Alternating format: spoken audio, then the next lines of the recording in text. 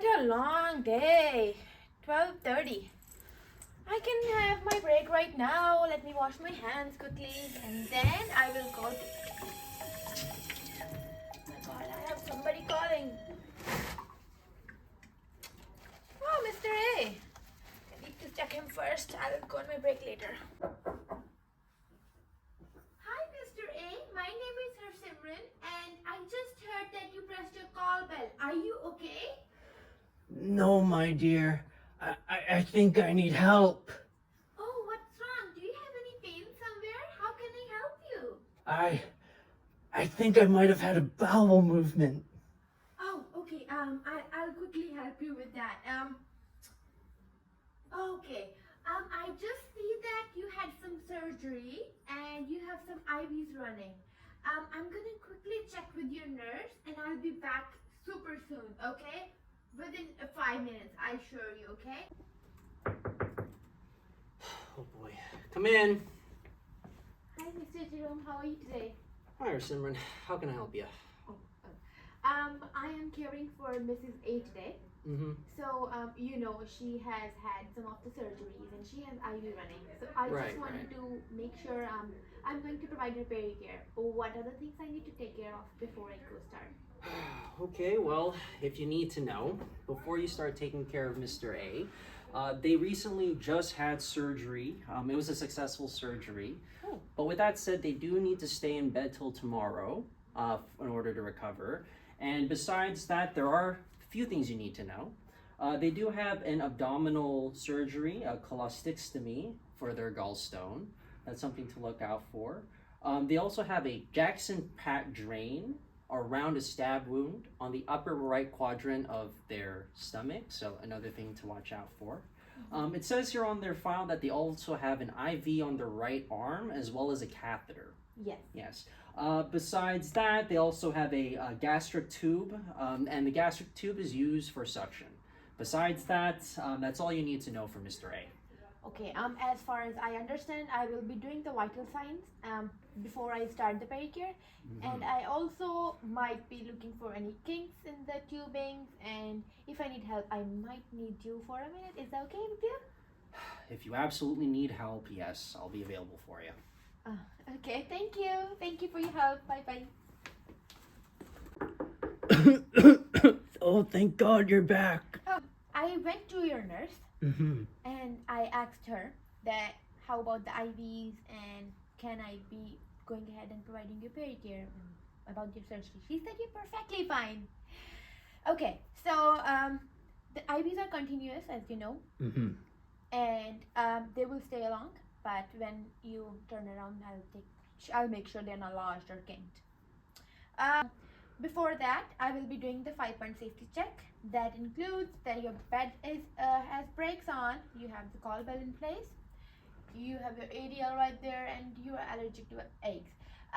This is all because I am doing it because before I start, I need to do a quick assessment for your safety. There are no hazards around. And okay, Mr. A, I'll quickly gather supplies from your bathroom and I'll help you.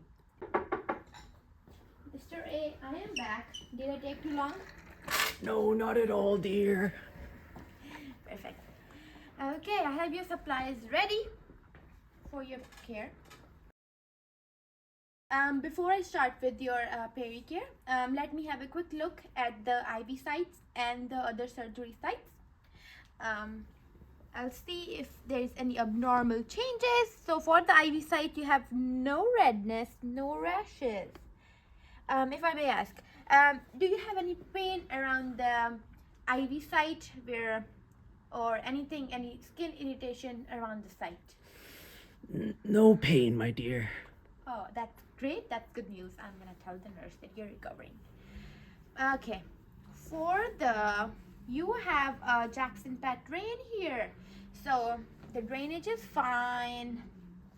Looks good. The color is fine for the drainage. And also for the surgery here at the abdominal cavity, do you have any pain around there? I'd see no redness, no rashes, or any abnormal changes or any swelling around the side. Looks good, but I need to ask you, do you have any pain around there that is unfamiliar to you? No pain, thank you. That's so good. That's good. I'm happy. I'm glad.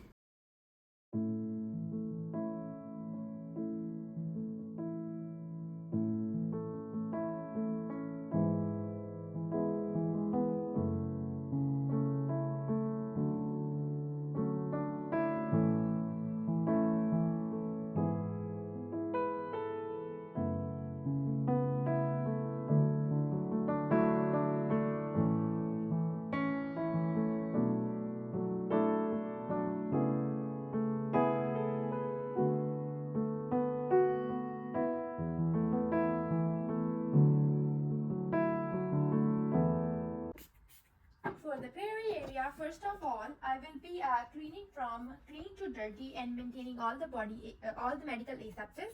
And first of all, grabs the penis and then cleans the tip of the penis in a circular motion. And then does not let go of the penis and started at urethral opening and works outwards.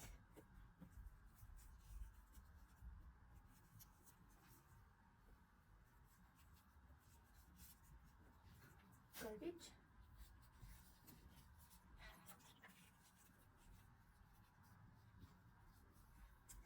I will be using different side of the peri cloth each time.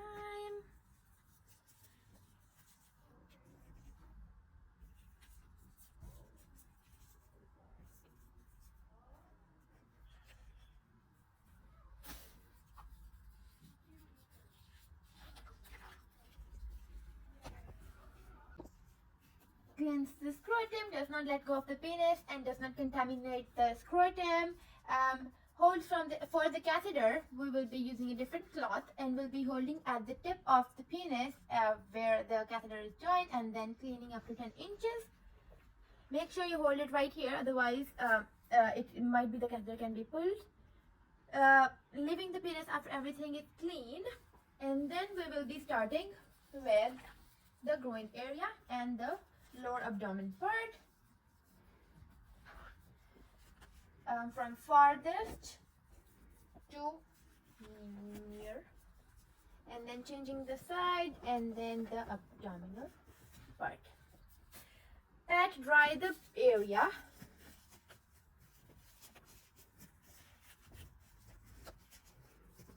And now is the turn for the barrier cream.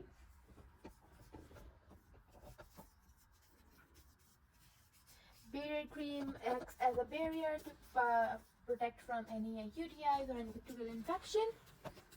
Now we will be turning the resident to the side, but because this resident particularly has the IVs and the surgical sites around, so we will make sure that the IV site is not underneath the resident when turned. So we'll be turning towards that side because the resident has IV sites on here. We'll be turning the resident to that side and the IV site will be right on there. I will be changing the gloves because I have barrier cream on the gloves. And hygiene. The resident has repositioned, and now I will, after I have applied the barrier cream at the front part, I will be doing the back side of the resident. I will be doing from clean to dirty with J strokes, making sure to change the side of the cloth. Maybe I can place this here. Since we go from clean to dirty, I will be making sure I go from scrotum to anus.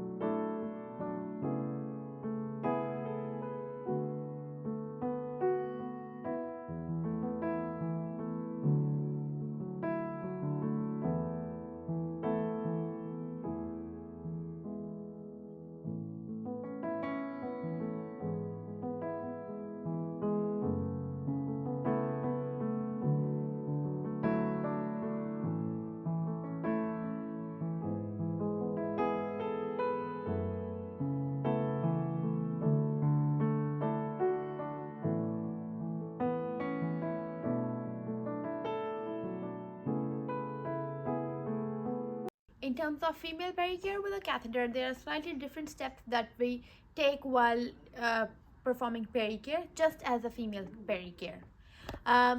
It consists of the same steps, maintaining proper body mechanics as we maintain in the male pericare. The first step includes opening the labia and cleaning from the inside, and then changing the side of the cloth and cleaning the other outsides of the labia. Making sure to change the sides so that the medical asepsis is maintained while caring. Cleaning the sides. And then comes the catheter. Just as the male catheter, we will be holding from the tip of the catheter and then going downwards up to 10 centimeters. Make sure you don't pull it, otherwise it might hurt the resident and cause pain and dislocate the catheter. After this, we'll be cleaning the groins from farthest to nearest, making sure to change the cloth sides. And then comes the abdominal area. Also, we will be pad drying the area. And then comes the area clean.